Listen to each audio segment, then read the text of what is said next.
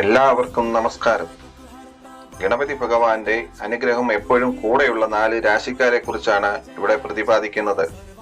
ഇനി പറയുന്ന 4 രാശികളിൽ ജനിച്ച നക്ഷത്രക്കാർക്ക് മഹാഗണപതിയുടെ സഹായം എപ്പോഴും ഉണ്ടാകും. മഹാഗണപതിയുടെ അനുഗ്രഹത്താൽ ഇവർക്ക് എല്ലാ നല്ല കാര്യങ്ങളും കൈവരിക്കാൻ സാധിക്കും. ഇവർക്കെപ്പോഴും വ്യക്തമായ ചിന്തയോടെ കാര്യങ്ങൾ ചെയ്യാനും വിജയം നേടാനും കഴിയും.